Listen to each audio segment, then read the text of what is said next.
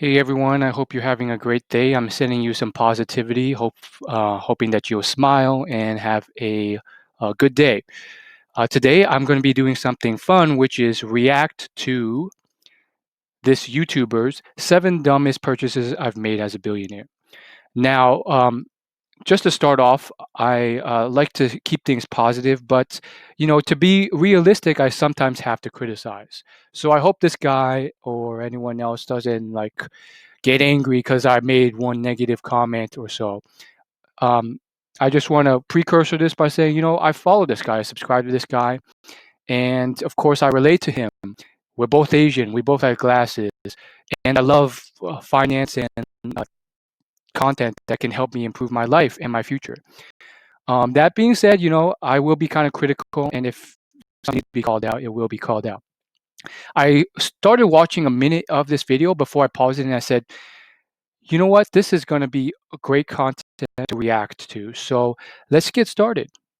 Welcome back to Coffee Time with your host, ex-Google, ex-Facebook, multi-millionaire tech lead. And today, I wanted to give you some lessons on money, some of the worst ways in which I have wasted. So I'm going to pause it right there. Every single one of his videos has millionaire in the title, and he posts like almost daily. And he gets a lot of views, let's just be frank. And he's made a lot of money from YouTube. The thing is, I feel like there's another way of doing it. Yes, you are benefiting from just starting off by saying that and then putting that into the title, but it can also hurt your brand and you can come off a bit tacky. Some people are willing to make that sacrifice because it's a cheap, quick way of getting lots of views and traffic. Others aren't, and they may grow slower but build more respect. I have to be honest. I have been a little bit kind of um, put off by how he starts everything. But that said, I understand why he does it to brand new viewers who have no idea who he is and he doesn't know how credible he is. It's a quick way of explaining that. Let's resume the video. Wasted loads of my money. And I'm not just talking about small little purchases like baseball cards, but I'm talking about thousands of dollars in savings, which to you is probably like life-changing amounts of money.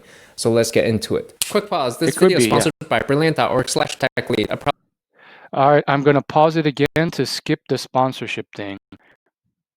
I've ever made was relocating to New York City, signing a lease for $2,300 per month over a whole year. And there was Okay, I got to pause again. So he's basically saying that he signed a lease for a year for $2,300 in New York. First off, that's pretty cheap. Like, from what I've heard, like New York is really expensive. Like, sure, $2,300 is not like cheap. It's still thousands of dollars. But from what I hear, like maybe I'm wrong, but like to just get a crappy, dingy apartment for $3K a month, you've won something. So I don't know how he found this nice, spacious, clean thing. That's another thing. Like New York apartments are like tiny, from what I heard. I could be wrong. Like he's the one who actually bought the thing, so maybe I'm wrong here. But I'm actually quite excited about that. If you can get that nice of a place for 2,300, I mean, you're golden in New York. Like I've heard some horror stories where like people are trying to like squeeze in the closets to live from other YouTube videos. That's one of the things that kind of puts me off about ever living in New York. But there's so many benefits too, like career opportunities and so forth. And then the second thing that I noticed right off the bat is the bed without a mount on the floor. It's just a mattress on the floor.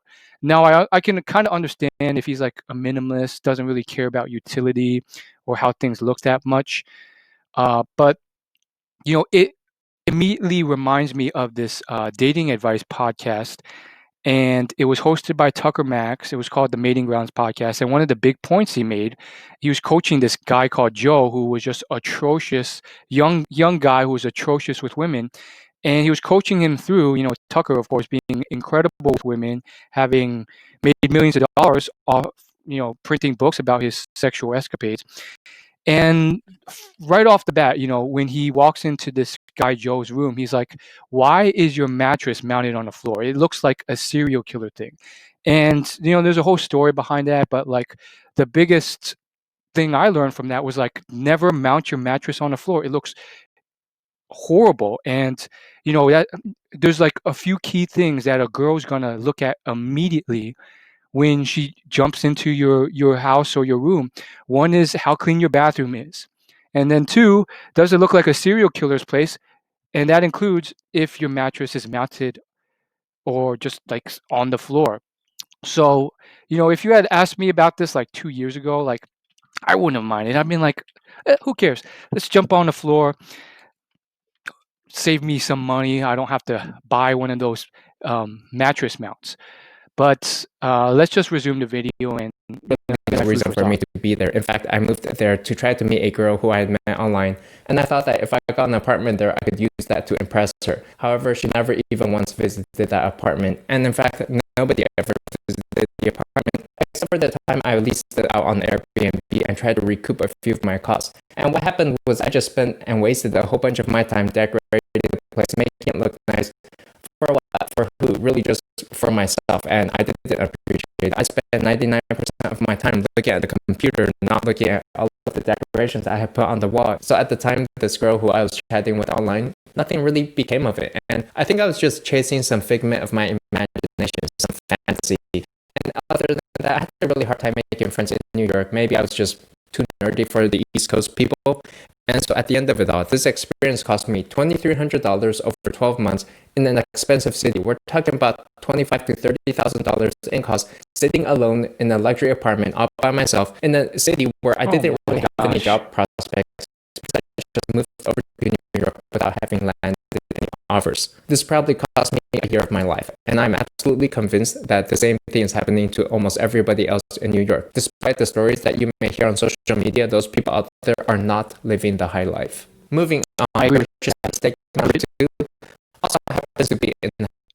So I got to pause it right there because that's my second point here. I think that hit me hard on numerous fronts. Probably not what you think. I don't really care that much about how much he wasted because he's a millionaire. What I do care about is the difference between financial success and social success or real success. And I just get the sense that, like, not just from this video, but from some of his other videos, that he's, uh, you know, he's mastered the financial side, but the other sides are just like terrible. And it really gets me thinking because a lot of people believe that, oh, once I make the money, like I've succeeded in every area of my life. And that's, he's an example of how that's not true. New York is like one of the best places to make friends. You have so many things to go to and so many things to see. Imagine trying to make friends in like some small town in the Midwest where there's nothing to do and not that many people to go to. And the funnest thing in town is this barn. So there's that. And then there's the dating thing. He's literally just talking to this girl virtually. He hasn't even seen her in person potentially, and has already kind of decided that, like, I'm going to impress this girl by flying out to New York and living there for a year. And once she sees my apartment, it's gonna be great. And he doesn't even get to the point where he brings this girl and shows her his house, his apartment. And so now he just signed away this huge thing, and he's built this huge fantasy up. And I don't mean to kind of disparage this guy because, first off, I want to commend you for being so transparent and honest. I mean, that level of vulnerability is a strength, and it most likely helps people, including me, learn lessons that we can build off of. And of course, also I relate to this guy. I think I've definitely been uh, in situations where I've built this fantasy up about this girl, and I'd be like, "Oh, wouldn't it be so nice if I could date her?" And it'd be like this and that. And in reality, like, she doesn't even like me, and nothing's going to happen. However, I do think, respectfully, this is just tragic. He really needs to kind of, in my opinion, it would benefit him to consider his social life, his social intelligence, and his whole mannerisms and strategy, and maybe even his belief systems, because I think I relate to this guy in certain ways, and there's some toxic, flawed beliefs that you can have. Like, you might just be wrong in your beliefs. You could be going to a social gathering in New York and be like, "Oh, no one likes me. Screw this city. These people are evil," and there's these horrible beliefs in your head when that's far from the truth, and you've manufactured this picture of how the world is when in reality it was because you were shy and they wanted to talk to you, but you seemed standoffish and they didn't realize it. So these are things that most people don't take classes on. Most people don't aren't even aware of, and can cause a lot of issues. And I mean, this guy, he had all this money that I don't have to fly to New York, and you know that happened. So that's interesting to me. I wouldn't say all Asians are like this, by the way. I wanted to destroy that stereotype. There are Asians who are very socially suave. Uh, let's resume. Talk about This this was for a my while. apartment in San Francisco. So I was working over in Palo Alto over at Groupon, and I was living with my parents. And at the time, living with your parents just wasn't really a cool thing to do like it is today. So I wanted to get out of the house and I decided to move over to San Francisco. This apartment cost me $2,500 over 6 months, and I essentially increased my commute time from a short 15-minute drive to a 90-minute commute through train and driving and walking. And I had to pick up a bus to the train station. So it was a hellish commute, but hey, I was living the high life, or so I thought. I was an independent person living in my own apartment unit, having moved out of my parents' basement. And here I was really living in somebody else's mess, right? It was a pre-furnished apartment and it still had all the other person's bedding and clothes there. And so I was sleeping in somebody else's bed, taking showers in somebody else's germs, and inhaling the air that they had previously exhaled the prior month. Not to mention, with the terrible commute, I just got so fed up with the lifestyle, and it really de-energized me that I quit that company within, say, 3 months or so. So overall, you could say that the experience not only cost me my rent money and a ton of time, but also cost me my job, which was a 150K salary over in Silicon Valley. Not to mention, I also had to waste my time learning Ruby on Rails for this job. Okay, so my third worst purchasing mistake. All right, I'm going to pause it there because I have thoughts on this one too. So that's really about like thought consideration, and I've talked to other peers about this, and for me, I've just been more aware of it like earlier on, but I don't think they've really considered it until it's too late, and then they learn the hard way. And that's how deeply commute time affects your happiness. There was just a study done that mapped out commute time and people's perceived happiness. And of course, the longer the commute got, the less happy people were. So I think people don't consider that. They're like, "Oh, I can do it an hour both ways, 2 hours both ways," and that can cost them their job, their happiness.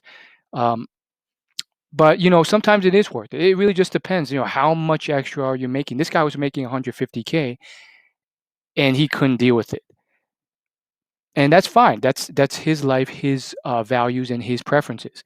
Another guy would definitely do that, 90-hour commute for 150K. They'd be like, heck yeah. Because so many people have been living off 30K, 40K a year. That's like tripling their salary for just, some a modest amount of sacrifice in their eyes. And then the second thing is just the whole perception of living at home with your parents. He mentioned how like now it's cool, but I don't think it's unanimously cool now. I think it really just depends on the person and who you're trying to impress and who you want the approval of. I think I've definitely heard some women say that it's fine.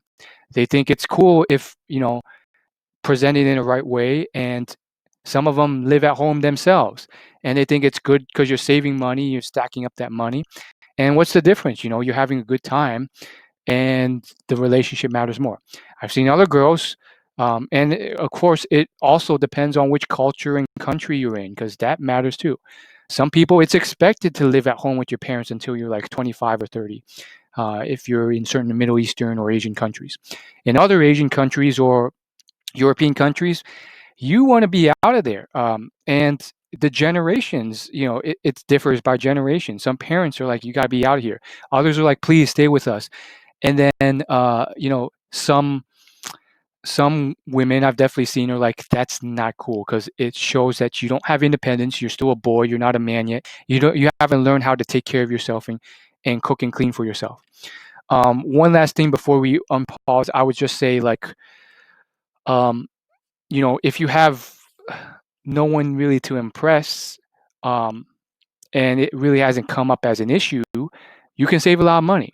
But then there's also, abuse, toxicity. If you're having very toxic relationships with your parents, it's probably best to get out for your mental health, even if you're saving money. And in this person's case, he did it because it was looked down on or not seen as cool from his peers' standpoint. And there's a trade-off there. Um, it really depends on whether or not you should care about these other people. In his case, it was probably just a few peers, like, and if they care, who cares? Like, sometimes you have to put your foot down and say, like, who cares what you think? I'm not going to sacrifice my health, my mental health, to get this one apartment, the only one I can afford, that's 90 minutes away from my job. And other times it is worth it. I have been in that situation myself where I was making that decision. And long story short, something by Dave Ramsey said really just changed my mind about it. He said, yes, you are saving all that money, but the emotional and psychological shift you will make from making that shift is just sometimes so much more worth it from a maturity standpoint. It's intangible, but you can feel that shift. The parents can feel that shift. It will just generally lift you up, and I definitely believe it has. It teaches you how to cook for yourself, how to clean for yourself, how to organize stuff, and that maturity is there too. So there's different factors, and for me, that's what mattered to me, as well as my own mental health and all that other stuff. Um, and so all these things factor into it. Resuming the video now.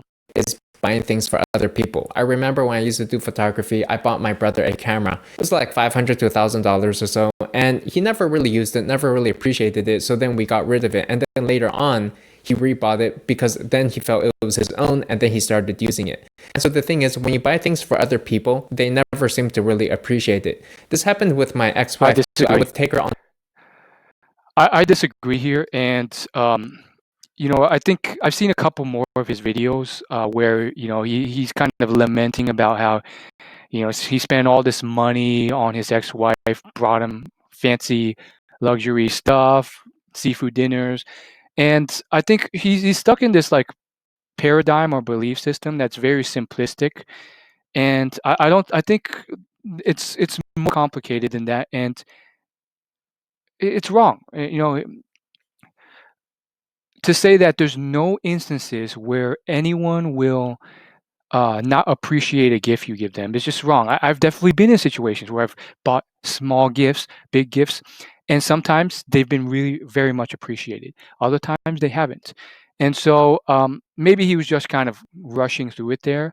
But there will be times where it isn't appreciated. I think the better conclusion he should have made is that sometimes just because it's an expensive big gift doesn't mean that it will be appreciated. What really oftentimes matters more than the price tag is the thoughtfulness of the gift, the relevance of the gift to that person.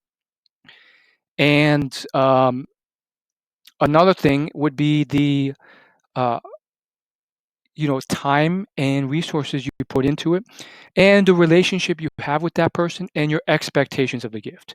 See, a lot of people, nice guys in particular, can get manipulative. They're expecting something back. Therefore, it's not really a gift, it's a transactional manipulation tactic. I'm going to buy you this expensive gift so that you will like me as a husband, or so forth. And therefore, of course, the appreciation may be withdrawn because they can see through that. And other times, if someone just doesn't care about something, um, it's just not going to matter. Like, if you had taken that $500 and given it to, spread it across 5 homeless people, $100 each, they would have been over the moon for it. Or maybe it's someone else in need. Someone who needs to pay down their mortgage, or is suffering from civil rights or human rights issues. So it really just depends. Let me resume the video. These lavish vacation trips, we went to like Alaska.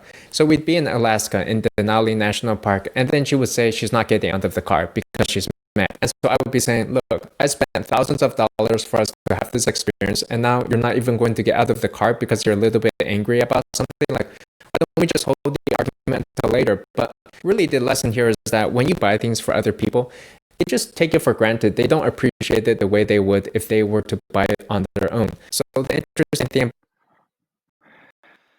Now, is that true?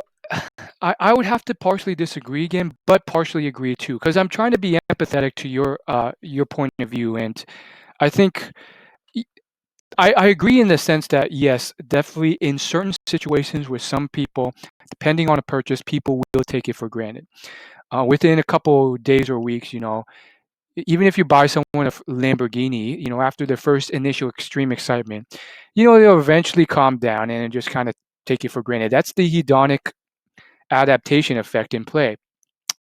And so, they're probably not going to be screaming in joy every single day uh, to the equivalent amount as, in at scale to if you bought them something cheaper than a Lamborghini. So to that I agree, but I just feel like the general relationship he describes it just seems rather dysfunctional to begin with. It seems like, money was in the forefront at play.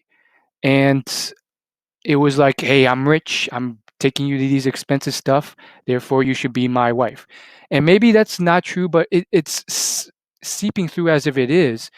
And, that's just a bad way of starting our relationship.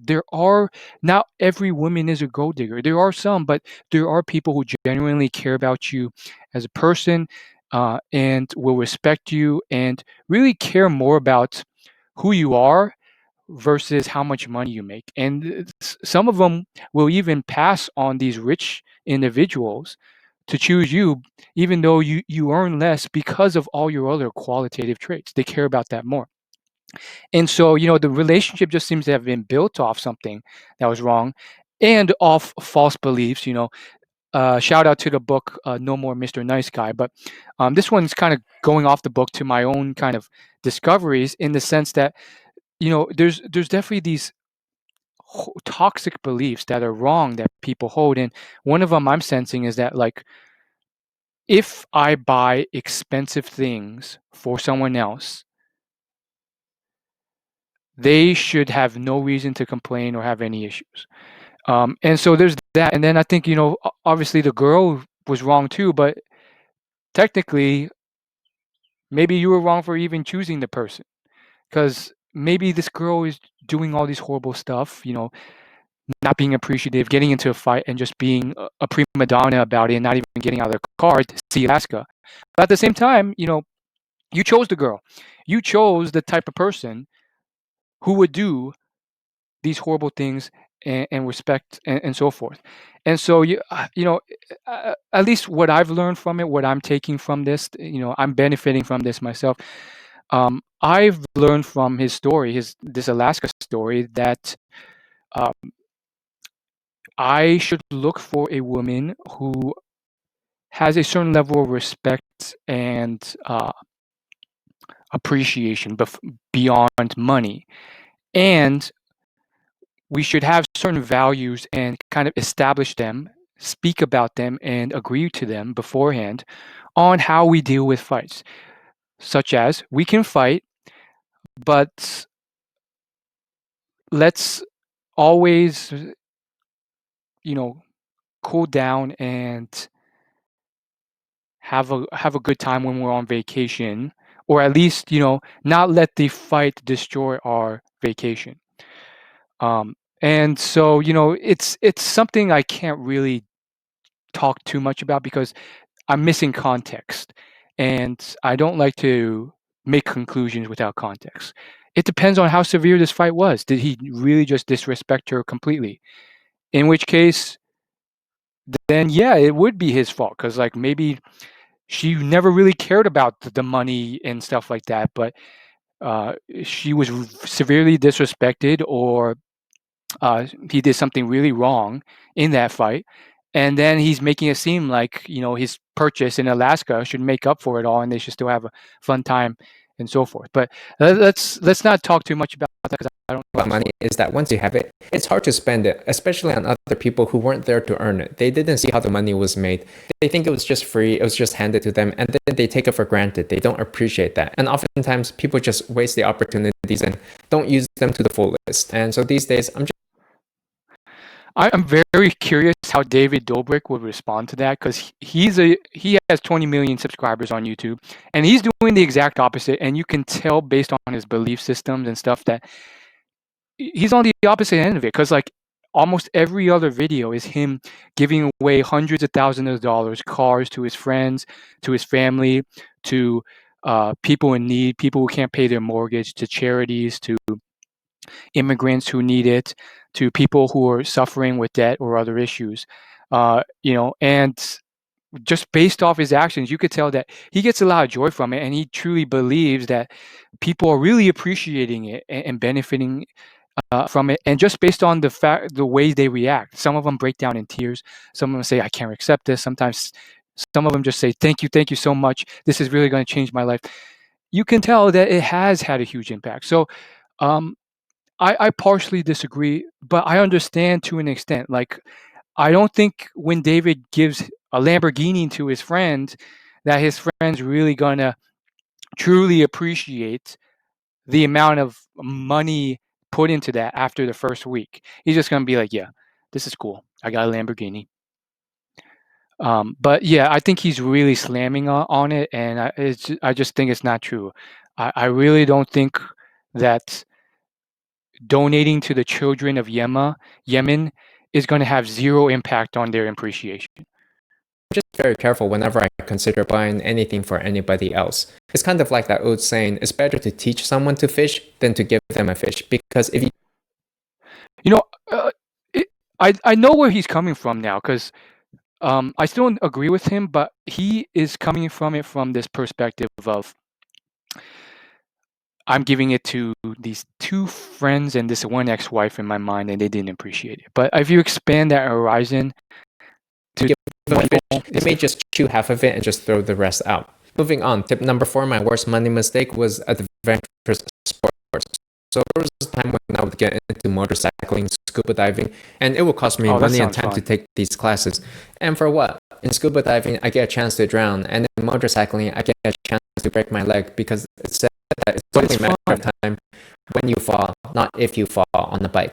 You know, after you finish scuba diving class and it's too late to get a refund, the instructors tell you that something like 90% of students just give up scuba diving after that because they realize it's too dangerous and it's not really pleasant. You see, scuba diving was traditionally something only soldiers did until mass commercialization pushed it upon the general public, and now people think that's safe when it's really not. And similarly with motorcycling, at the end of the class, I really began to do my research, and I realized that I think like bikers are prone to 100 times more chance of death than drivers.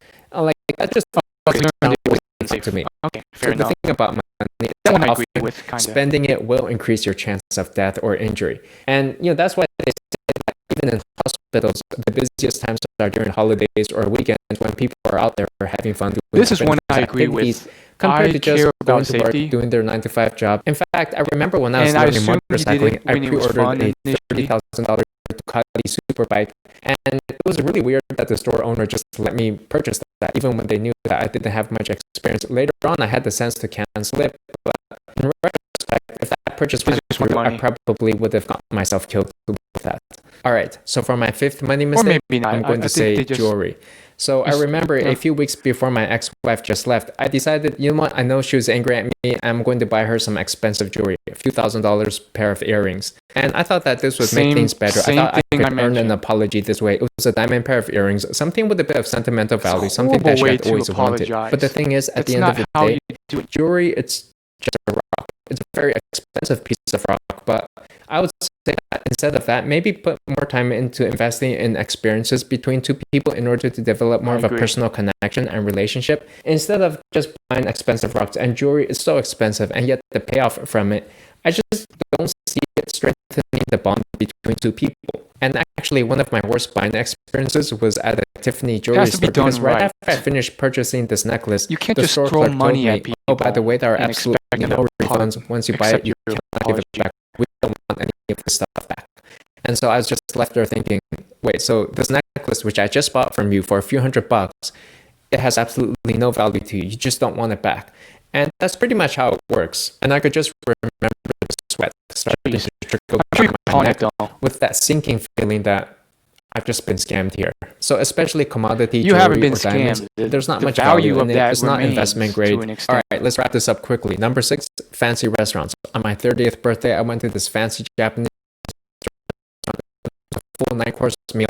The whole thing took 3 hours of my evening, not counting the 30 minutes it took to get to the restaurant and back. That's an experience for me. It was a 4-hour ordeal, and it pretty much just wasted the whole evening for me because it was my birthday, and I had all of these other things I wanted to do. I wanted to take a walk through town. I wanted to go play some arcades, go to the local cake shop and get some desserts. But I didn't get a chance to do any of that because I was just stuck in the restaurant, just sitting there waiting for them to serve all 9 courses. And I was pretty much done within the first 30 minutes or so. I was ready to get out of there. You gotta stop being so polite. The whole thing cost me a few $100s, and they're just wasting so much time walking back and forth, having a little chit chat, introducing each meal to you, and I'm just like, I just want to go play my arcades. It's kind of your own fault. Fine, but the loss of time is not worth it to me. And then the 7th money mistake is going to have to be a car, right? They're the second biggest purchase after a house, and they're really death machines. It's funny the number of times I would be driving and I would just go berserk and just start speeding around super fast, road rage all over the you gotta control your emotions, trying to keep people out of the fast lane, going 120 miles per hour, tailgating motorcyclists and trying to race them. And I could easily have run over a motorcyclist. I could easily have gotten myself killed and ruined my life so fast. I would have not expected that. These vehicles, they're not really toys. I don't think they should be considered toys or anything to play around with. It's like a washing machine. They're just appliances, utilities, and you really don't want to get yourself excited about these things. And I don't think they're much. This is one that most young men at the end of the day, it's not girls who are looking at cars, but just other guys anyways. Men as for areas where I think it's worth spending cars, I'll say that investment to me, actually, I find it good. a little For example, buying a MacBook Pro allowed me to learn iOS programming, which led me to landing a job at Google as a software engineer there. Buying camera equipment helped me start a YouTube channel, or investing in your own learning or buying books also tend to be a very good investment because they make all the difference. They just set your life on a whole different trajectory. Now, really, one of the best ways to spend money is by investing in yourself. So check out brilliant.org/techlead, problem-solving Apple website. So now we are in the sponsor, and then that's about it for the video. So to wrap it up, I think it's a bit ridiculous for some of the points he made, but for some of the others, I definitely learned lessons. Even from the ridiculous stuff I disagree with, I learned something that will kind of help my worldview and me moving forward. I'm sure any sane person, any socially acclimatized person may have similar reactions to me. You can't just throw money at people and expect them to accept your apology. If you want to spend money, do it tactfully, respectfully, thoughtfully. And some of the final things he said, those are lessons too. He learned not to waste his time doing a 9-course meal, and he didn't find enjoyment from that. I think you should do what you find fulfillment and is fun for you. Whether that's driving a race car, scuba diving, painting, or eating sushi. For me, I love sushi, and I would have loved that. But for him, he didn't, and so now he learned not to do it in the future. And really, sometimes you can't just let life pass you by being too polite. When you're that rich, it's okay to sometimes be like, hey, you know what? I know I paid for this $400 sushi meal, but it's been 3 hours and I really am not enjoying this, and I have other stuff to do. I know this is kind of impolite, but I really want to make the most of my day. So I'm going to skip the rest of it. And they probably would have been okay with it too. They wouldn't have even been that offended. They would have been like, okay, great. I don't have to work that much anymore. So I don't know. I feel like some of the stuff, the things he spent on his girlfriend, just ultimately, I feel like there's a certain black and white picture that he has of the world, or at least he used to, because he's thinking back, that isn't always true anymore in the real world, or never was true to begin with. This whole idea that diamonds are completely useless in certain situations. Buying someone a diamond, like a marriage proposal, or in terms of symbology, like if someone really cares about a certain type of diamond because maybe her mom died and that was the diamond that she had, That's a thoughtful gesture where a diamond could be useful. So just say, blanket statements like all diamonds are just rocks and completely useless, or you know, expensive purchases are never appreciated. It's not always true. The world isn't as simple as that. So this has gone on long enough. Hopefully you learned something.